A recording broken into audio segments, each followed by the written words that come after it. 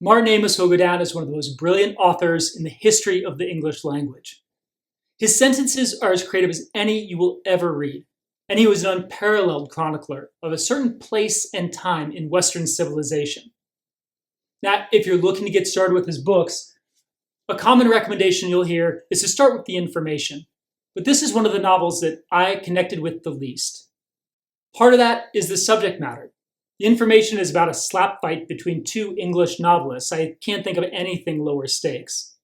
But also the ways in which these novelists go after each other just seem painfully dated. It's a book that seems not so much to define its era as to be limited by it.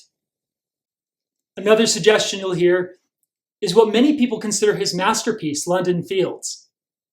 London Fields is a story of a young woman named Nicola Six. Nicola's psychic. She knows it is her destiny to be murdered by one of a couple of men. And this book is about the ways that she manipulates those men, twists them into pretzels, turns their emotions inside out until one of them does indeed get to a place where he feels his only path forward is to kill her. Now, all this happens under the ever-present threat of nuclear annihilation. Keith, Guy, Nicola, all these are characters that are going to stick with you, but the idea or the theme that women sometimes manipulate men is not new news. And at 500 pages, I just felt like the book kind of went on a little longer than it really deserved.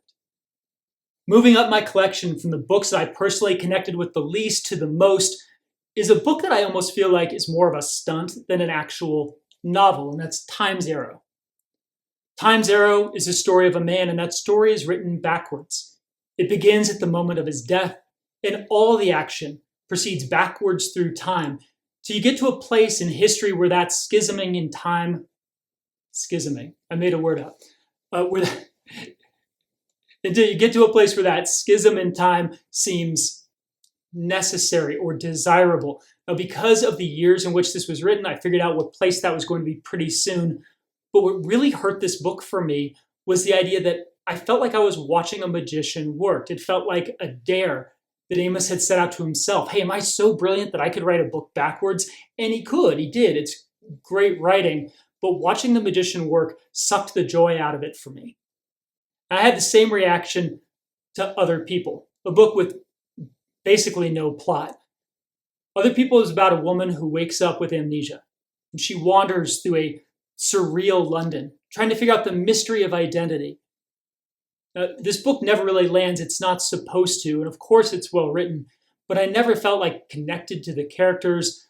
It almost felt like a Steve Erickson novel, where you weren't supposed to understand the plot so much as just marvel at the wonder of this woman's surroundings. Next up is a book called Yellow Dog, and I think Yellow Dog would make really interesting reading if you paired it with London Fields. If London Fields is about the ways in which women sometimes use sex to manipulate men, Yellow Dog is about the threat of violence that women face from men. In fact, in this book, almost every part of society seems only to exist to protect women from men. Now, for the first 100 pages or so, I was just like, Martin Amis is back. The writing was so good, and there were 3 storylines that I knew would converge at the end. In the middle of the book, he sort of leaves those 3 storylines, start introducing new characters, and I just had a hard time staying interested in the ways that these different plot threads were all going to weave together. I wondered if they ever even did. The ending of this book is really good. The middle, I found it to be a bit of a slog, which is not the case with Dead Babies, which is a book that I'm absolutely ashamed to say that I loved. Dead Babies is about a bunch of young English adults who get together at a country manor for a weekend of doing drugs and making out with each other. And throughout, there's a threat that there's someone else waiting for them in this house, someone who's going to punish them for this behavior. Now, this is a very violent book. It's not a book that I recommend to people because some of the relationships, both consensual and non-consensual, are pretty shocking. But it is a book that reminded me of a Bret Easton Ellis novel. If you liked like Less Than Zero, or to a lesser extent even like American Psycho, Dead Babies is something that's going to connect with you. It's not a book that I understood the theme of or the moral of, though, probably because there was so much violence toward the end. I just sort of put it down and said, wow, until later on, I read a different book. And that book is called The Pregnant Widow. The Pregnant Widow is also about a group of rich young English adults This time they gather at an Italian castle to while their summer away, playing little games of sexual intrigue with one another. But what The Pregnant Widow is really about is the ways that when culture undergoes a huge shift, the people who have to live through that shift undergo a tremendous amount of trauma. Now, in the context of The Pregnant Widow, that shift is the sexual revolution. And again, he felt it.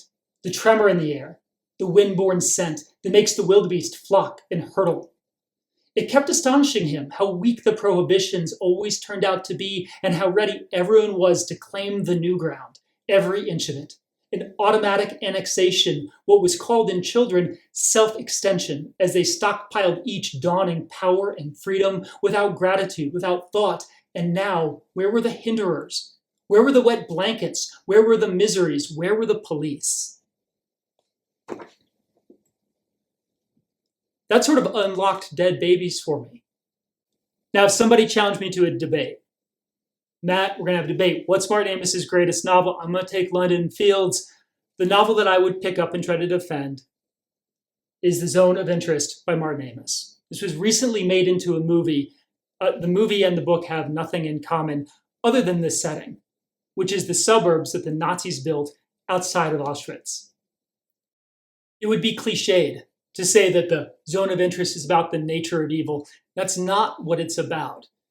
Instead, it's about the ways in which we actually talk about evil or try to understand it. It forces us to reckon with the idea of, should we try to understand evil? I think it was good for Martin Amos to take on characters that aren't in that sort of high society English milieu, to try to dive into different people. And the main characters of this book, the commander of the camp's one of the middle officers in the camp, who's kind of like a Lothario, the commander's wife, who this officer falls in love with, and one of the Jewish prisoners, who for some reason helps the Nazis keep the other Jewish prisoners calm. All of these are going to haunt you. He plays with his viper, he plays and he plays with his vipers, he plays and he plays. Darkness is a master from Germany. Look around, see how it all leaps alive, where death is alive. I mean, come on. But while I think that Zone of Interest might be his best novel for me is a slim book called Night Train. Night Train is a mystery. It is about a female detective named Mike, and it is relevant to the story to say that Mike is not in a good place. She's a big woman. She's getting older. She's not terribly attractive. She has been in a number of terrible relationships, both as the abuser and the abused, and she's such a horrible alcoholic that a single extra drink will kill her. In fact, she's only alive today because her father figure, the police chief, Tom, took her in and nursed her back to health, accepted her as part of his family. And this book begins with the terrible news that Tom's biological daughter, Jennifer, has died, apparently of a suicide. And Jennifer is everything that Mike is not. She's young, she's beautiful, she's on the cusp of a brilliant career as a mathematical researcher. She is in a mutually respectful, fulfilling relationship with a man who at least seems to adore her. And most important, emotionally, she's just the type of person who lights up every room she walks into. This book begins when Tom comes to Mike and says, "You know Jennifer, you know she didn't commit suicide. I need you to come back to homicide and figure out who killed my baby." Now, I am terrified of saying more about this book because I don't want to give away all of its mysteries, all of its twists and turns. It is a brilliant police procedural. Every time there's a coincidence, and I was like, oh, it's because Amos is a literary author. He doesn't understand the genre. He pulls it back in, and you realize why things have to go the way they go. It is also a philosophical text, and its final pages will leave you absolutely devastated. So when it's my time to go, and I say, hey, here's my Mount Rushmore books. These are the 4 books I want you to bury with me. Night Train is the novel by Martin Amos that is most likely to make that list. If you like novels like this, please consider checking out my novel, The Nihilistic Hats. Indie Reader just named it the Pop Culture Novel of the Year. The Nihilistic Hats is a novel about right now, at this exact moment in history.